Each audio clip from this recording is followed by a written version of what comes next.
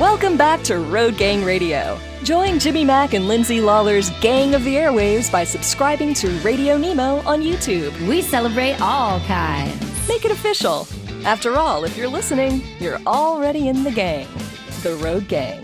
Our good friends at OOIDA contribute so much to what we do over here at Road Gang Radio. And before we actually talk to Collin Long on another edition of Washington Trucking Week, I want to let you guys know that coming up immediately after this show, when the Commercial Vehicle Safety Alliance holds its conferences, Louis Pugh and Doug Morris of OOIDA are usually outnumbered amongst a sea of law enforcement officers, reps from the mega carriers, and other folks. But it's why they go, to make sure the voices of small business truckers are heard. Louis and Doug are going to be telling Scott and Ashley about the most recent meeting along with their thoughts on the 2025 Guilty by Association Truck Show. And then Dan Lindsay is going to explain how a lack of communication led him to launch the Broker Carrier Summit, which takes place later this month over in Florida. All of that is part of Trucking with OOIDA, coming up immediately after Road Gang Radio at RadioNemo.com and everywhere you listen to us, whether it's live 365 or at RadioNemo.com. And now we pivot. Give me one, Dre. Pivot! We now pivot to our good friend Collin Long. It is Washington Trucking Week, and as always, we're thrilled to have him here. How you been, brother? Overall, pretty good, but I haven't eaten or had coffee yet today, so I'm a little on edge. Come on, man! You got to take care of that, man. You got to take care of that. We actually have been giving I know.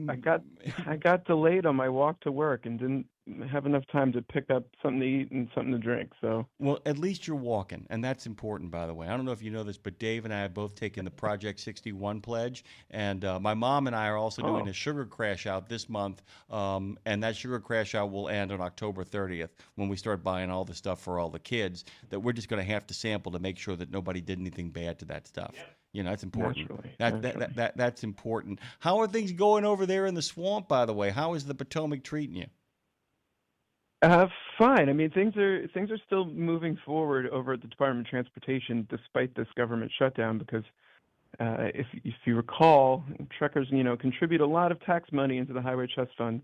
That fund is used to kind of maintain services at USDOT outside the traditional appropriations process that Capitol Hill determines. So they're pretty much insulated. A lot of your needs will continue to be met through agencies like FMCSA because the shutdown doesn't fully affect them. So that's good news, but sooner or later, shutdown affects everyone. So hopefully both sides can come to the table and get something done here before there's too much damage done.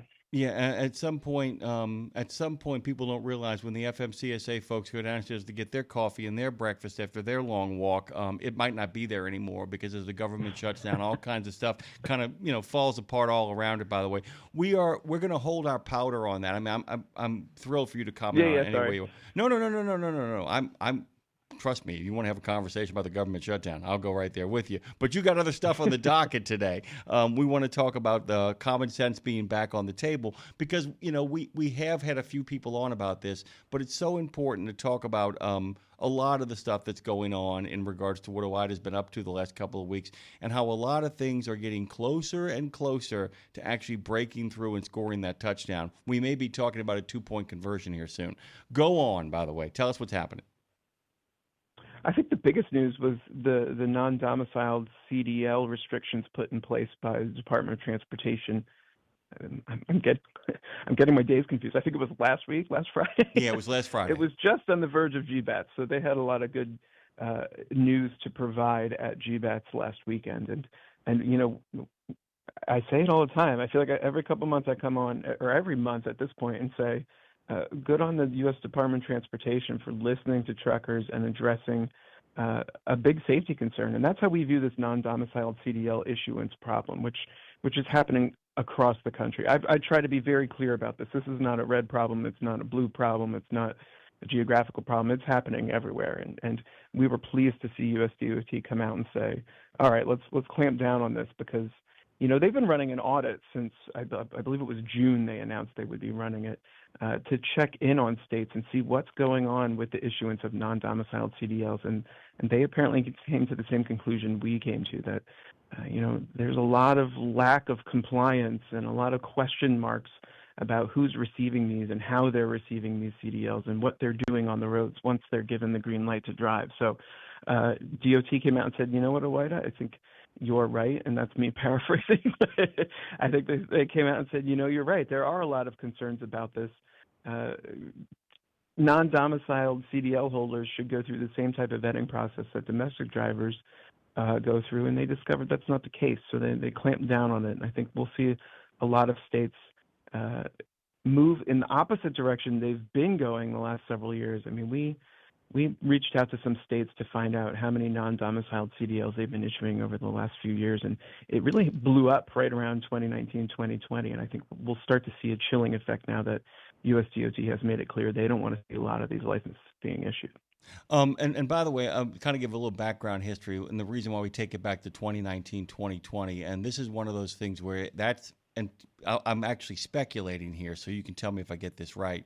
It seems to me that the law was set up to do one thing, and then enough people figured out what it could be used for as an end run. And right around 2018, 2019, people went, oh, I've read this now. There's a way of saving myself a lot of money and actually getting somebody on board that I have a lot more control over than a genuine independent operator. Correct? Yeah.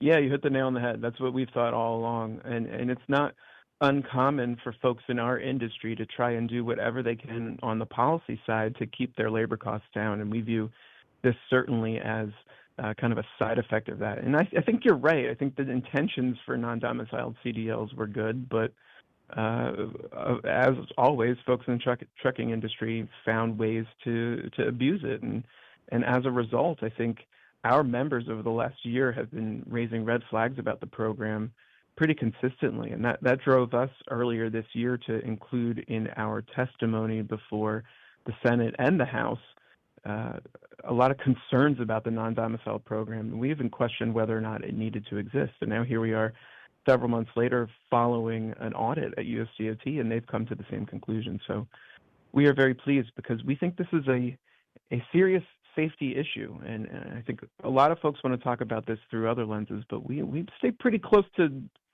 safety. And if we weren't seeing huge safety concerns with this program, I don't know that we would see as much of a reaction from USDOT. I mean, they've made it very clear this is a safety concern for them as well, and that's why they're trying to crack down on it. Yeah, and that's really the big distinction point, because there have been a lot of people, there have been a lot of moves made by the government, and a lot of people had hopes and dreams of all of a sudden, simply doing this, because that's barroom politics. The idea that this would fix this, we all could make some money again. That's not entirely true. Mm-hmm. That's not how the economy works.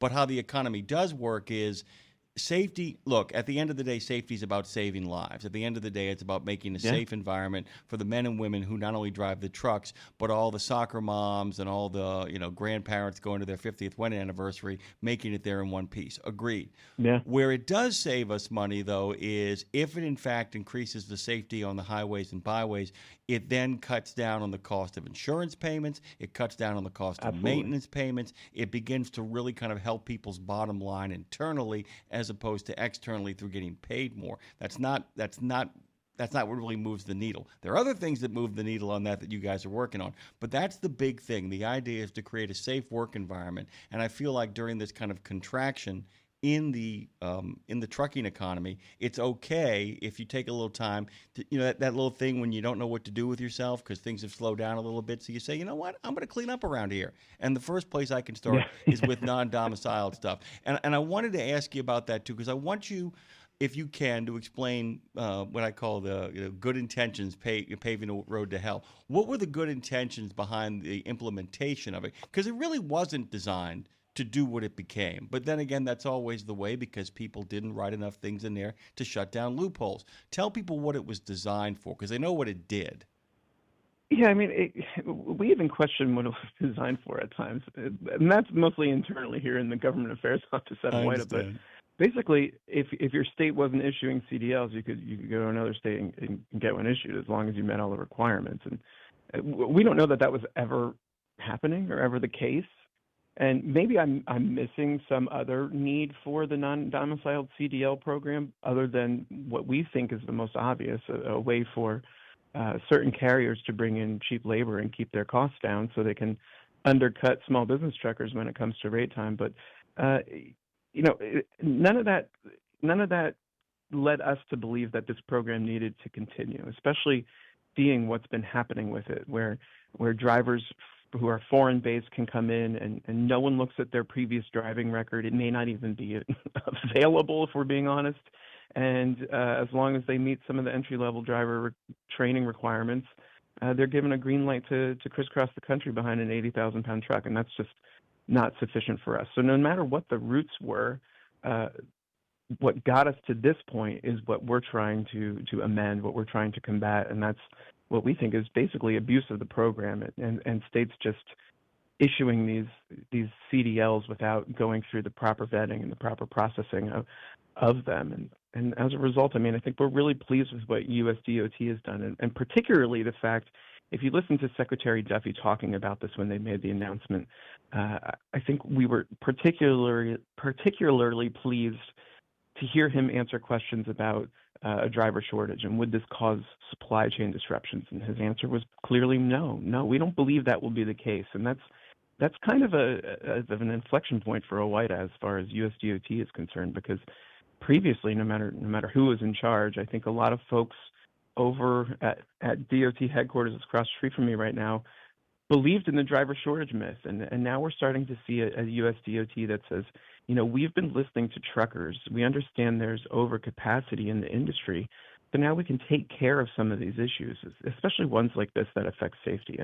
And I mean, bravo to USDOT for coming out and saying, no, we don't anticipate any supply chain reductions because there's ample capacity within the industry, because that takes down a lot of this driver shortage myth here in Washington. And let's not forget that driver shortage is used as a foundation to build a lot of bad policies for truckers here in Washington, a lot of policies that make retention poor, that make recruitment poor, that keep your wages down, that keep your safety down. I mean, there's a lot of junk built on this driver shortage myth. So having USDOT come out and say, in not so many words, but that they don't believe a lot of this myth peddling is really a positive, and we've really been pleased to see that, and we've been crowing about it a bit on Capitol Hill as well. I don't blame you, by the way. Would you like, and of course, we wouldn't get through an edition of Washington Trucking Week with at least one cynical take from me hitting the table, right? You ready for the most cynical take of all? I'm always ready for one. Okay, here we go. So there has been a movement, a good one in this country. There are a lot of people who are licensed massage therapists, licensed in horticulture, licensed gardeners, licensed, landscape architects. And I can keep on going with this, by the way, for quite some time. A lot of states under the guise of keeping their residents safe, a lot of states under the guise of, preventing predatory practices from kind of coming into their states, have done something that's really disgusting, and that is that people who have, paid for a lot of certification in a lot of different fields and a lot of different expertise, who arrive in a state and then find in order to move to that state and practice their profession, they've got to pay a fortune to make it happen. Okay, that's what's been going on. You'll also see it in small ways in states like Pennsylvania, where Governor Shapiro lifted the need to have a college diploma to work in certain state government jobs, basically saying there is real-world experience that actually can be applied. There's no reason why people have to go into debt or spend money and all that kind of stuff. All of that is about giving people the ability to free soil it, to pick up their trowel, cross the state line, and go to work and do something that. What I think certain elements in the trucking industry did was they piggybacked on that and then introduced a Trojan horse in the form of the non-domiciled, because if you go back and you read it, it's there. What it's become is there. If you read closely, you can see it. And I wonder how many people, in sitting down and helping write these bills, as you know, people do, sometimes for good, sometimes for bad, always the end game was where we are. And this has been a long con to get to the point where they could start bringing in very, very cheap and very, very exploitative labor. That's the most cynical take I can make on the whole situation. I don't know if you can even call it cynical, because we agree fully. I mean, we totally agree that's what's been going on, and they got caught doing it, and unfortunately it had to take safety concerns. I mean, real safety concerns and road fatalities for people to take it seriously. And I always say, bravo to our members for raising the red flag about this. A lot of what we do here in Washington is based on what our members are encountering on the road and what they're sharing with us at headquarters or here in DC. And this is one of those issues where our members really raised the alarm before it became a national issue, and that allowed us to start running with it late last year into early this year. And thankfully, we had an administration that was prioritizing truckers and treating truckers like the highway safety experts they are. And as a result, this issue got prioritized. And as a result, they took these concerns seriously, learned more about them, and now have reversed course on it. And I think it's great for safety, but to your point, I think it's also great for the career of trucking, because anything we can do to better professionalize trucking is a step in the right direction for truckers, no matter who you are. If you're a small business trucker, an owner-operator, if you're leased on, if you're an employee driver, anything to enhance the professionalism of the industry is a positive step for you. And I think to be honest, I think a lot of truckers miss that point sometimes. And this one is one where they didn't.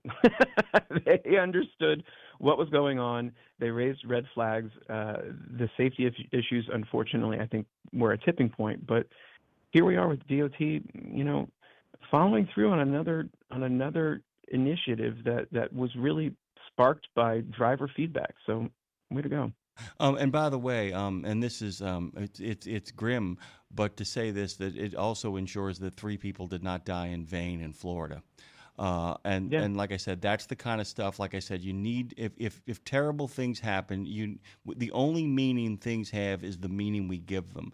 And in fact, a number of the accidents, some really terrible things that have happened over the last 2 years or so, it means those people did not die in vain. It means that those people's memories will be served by a safer highway for everybody, and that makes such a big difference. The other thing that makes me really angry about all of this is, and you actually alluded to it, about the professionalism of driving. There are portions of the transportation industry that suggest, it's a noble profession. It's a high-skilled profession. It is a profession that requires the utmost of abilities. That's why we need to make it really simple, easy, and slapdash to get people into it. And you go, wait a minute, that's a contradiction. That's where the contradiction lies. And like you said, too, I think that a lot of people, those who are listening right now to this show, those who are making comments, it diminishes a noble profession to actually make it easier to get behind the wheel of a truck. It shouldn't be. I mean, we're talking about the livelihoods and lives of millions of Americans beyond just those who drive trucks. And if it really is the profession that the people who in this industry claim it is, then they should welcome any attempt to make sure only the highest quality citizens get behind the wheel of these trucks. Right? That's it. Yeah, absolutely. But you know what? There's a pivot coming from folks in our industry. Now that this resource has dried up, I think they're going to intensify their efforts to bring in teenage drivers. And that's a big concern for OOIDA. Not because we don't believe those teen drivers can one day become safe, experienced drivers, but to just set them free to crisscross the country from Seattle to Miami is not the way to do it. And that's what a lot of folks here in Washington want to see in the next highway bill. And it's the same objective as the non-domiciled CDL program. It's to bring in the cheapest labor with safety. I mean, they're gonna pretend that safety is of the utmost importance, but if that was truly the case, they wouldn't be bringing 18-year-olds into the industry, because we know, I mean, having been an 18-year-old dude, I wouldn't have trusted myself behind the wheel of an 80,000-pound truck, having only recently learned how to drive an automobile. So, and Todd Spencer, our president, says this all the time: if you want to improve safety, you increase the driving age. Now, we're not lobbying for that in Washington, don't get me wrong, but we're also not supportive of folks who want to take it in the opposite direction and bring in 18-year-olds. So keep an eye on that in the highway bill, because there are folks who will intensify their efforts to drop that age now, because they see other pipelines for cheap labor drying up. By the way you really fix those people, this is my favorite thing to do to people like that, is say, man, I am in complete agreement. We need to get a whole new young generation behind the wheel of trucks. I could not agree more. I think it's so important that we should invest some more money. I think we should create a law that actually gets these 18-year-olds behind the wheel with a guaranteed driver sitting next to them with at least 10 years of experience being paid the same rate as the kid behind the wheel. I'm totally behind that. What do you say? Let's do that. You want to get a new generation in there? Let's double down on the pay in the cab. You want to? Wait, what? Oh, are you suggesting that maybe you were doing this because it's cheaper? Is that what you were saying? Oh, I thought you meant you wanted to get a whole new generation behind the wheel of a truck. Yeah, I know. It's the question is though, is that can be. So this is one of the things that you guys do, as a matter of fact, because we all know the story of the LED. This is where you guys have now kind of gotten ahead, because it's no longer a matter of fighting what shows up. It's a matter of now anticipating what's next. So we get rid of the non-domiciled, and you have to say to yourself, okay, they're not going to give this up. They're still looking for cheap labor. Where are they going to go next? That's the game, right? That's what you guys have to play. Yeah.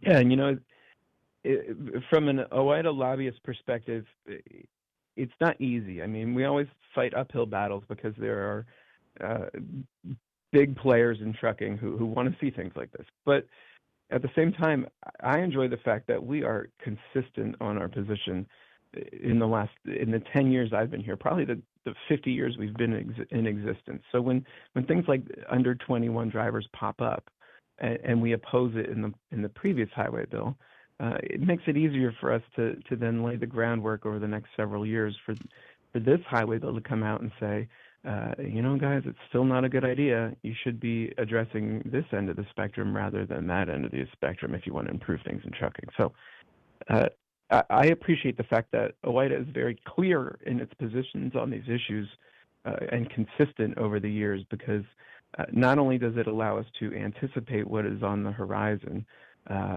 but it generates a lot of respect on Capitol Hill, that people know where we stand on issues, and they know we're going to be against lowering the age. So let's find some other sort of compromise. And, we're out there having conversations because we do agree 18, 19, 20-year-olds should have opportunities to get into this industry. The industry, the driver community isn't getting any younger. And unfortunately, we've seen pilot programs launched by USDOT in the previous highway bill that have had a distinct lack of interest among 18, 19, 20-year-olds. That is not working. How can we go about bringing in more folks in a safe, responsible manner to an industry that they will remain in long enough to become safe drivers because it pays them well and it treats them well? And that's conversations we're having now, because I think a lot of people know that OOIDA's opposition to 18, 19, 20-year-olds is a major roadblock to efforts to bring them into the industry carte blanche. But I think there is common ground, there is middle ground, there is compromise opportunities in that, and that's conversations we're having now. And I might be getting ahead of myself.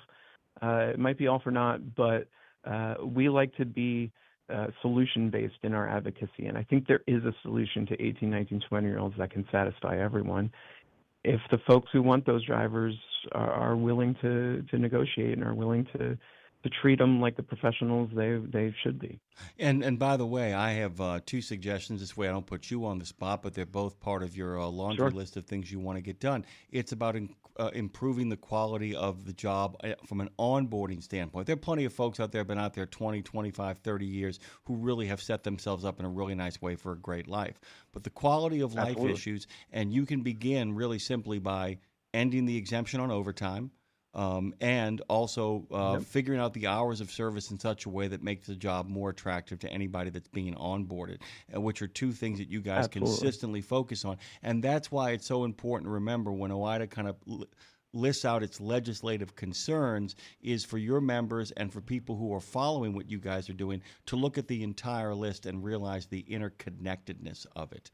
That's what's so crucial. Go ahead. It's a web. I mean, they're all connected. It's like the sweater theory where you pull a thread. We say this all the time. I mean, what issue doesn't affect another issue in trucking? I mean, parking affects just about everything. That's one of our top priorities. Well, yeah. I mean, compensation affects just about everything. Yeah, I mean, and that's it. Exactly. It's like, I mean, you want to be able to look an 18, 19-year-old in the eye and say, hey, man, the overtime is good, the quality of life is good, and you have a chance to park and actually relax. If you say the exact opposite to somebody, don't be surprised they don't on board with you. It's that simple. Yeah, exactly. And it's all interconnected.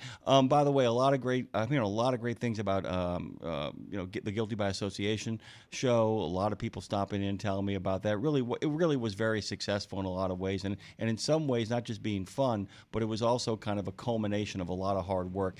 I guess I would call it the celebration of a lot of hard work. Is that fair? Yeah. Yeah, absolutely. I was disappointed I wasn't there this year. Me too. We got a new staffer here in our Washington office, so we sent him out for a trial by fire with Louis Pugh, and he got to enjoy himself at Guilty by Association. But I was disappointed I wasn't there because it only comes around every other year, and I look forward to going. But yeah, you're right. I think that's a good showcase of not only OOIDA and the folks at 4 states, but the trucker community at large. I mean, it's a trucker show, and it gets to show off some of the best things that truckers do for our country, and it's a great event, and I look forward to hopefully attending in 2 years. Common sense, by the way, is always on the table when our good friend Collin Long joins us. He's the Director of Government Affairs. I want you guys to go to OOIDA.com. If you, in fact, are an independent and don't belong to an organization, I would suggest you start there. You can find them on Facebook at OOIDA, on the X, formerly known as Twitter, and on the tube of you at Truckers OOIDA. Thank you so much, Collin, for making time. It's always good to catch up with you, my brother. We'll see each other soon. I agree. I'll talk to you next week.